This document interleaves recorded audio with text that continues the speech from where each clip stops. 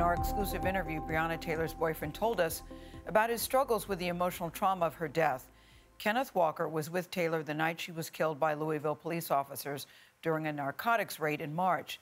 Now, police were investigating another man. Neither Walker nor Taylor had a criminal history, and no illegal drugs were found in the home. Walker told us his love story with Taylor began actually on Twitter.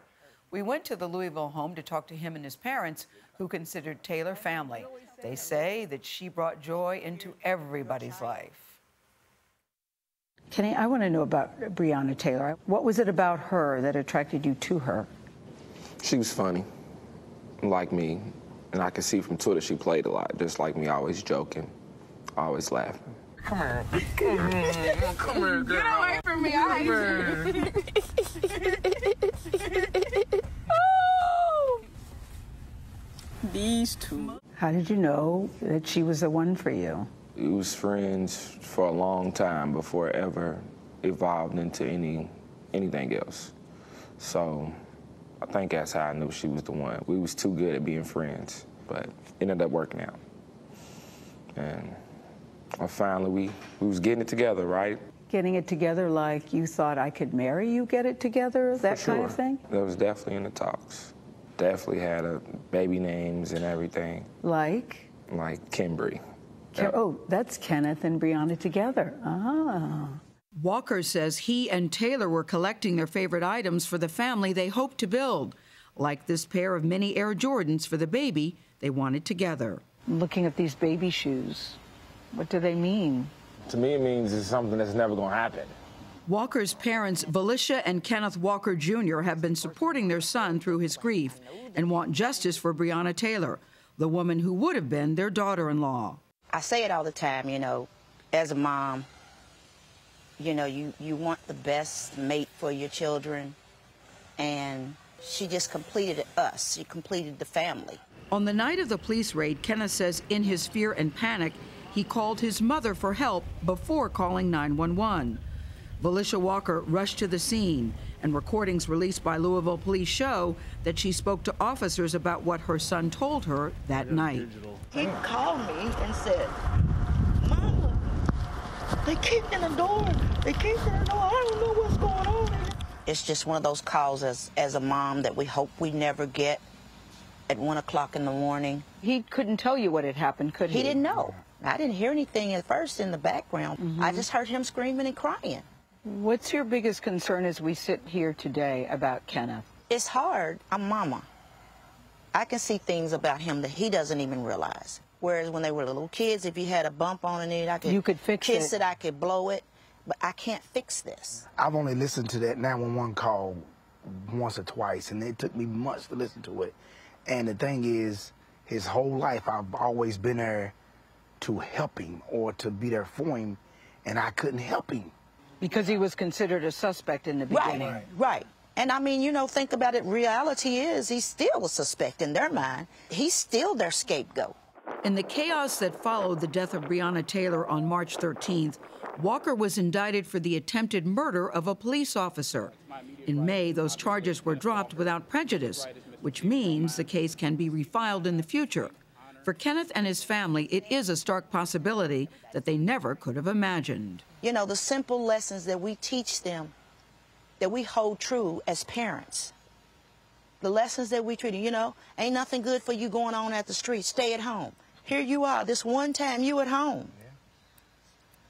And you get in the worst trouble you've ever been. At home. At home. And you did nothing wrong. But do what you were taught to do. Be a man. Protect your family. Tell the truth. Hey, stop playing with me. It's like March 13th every day, pretty much.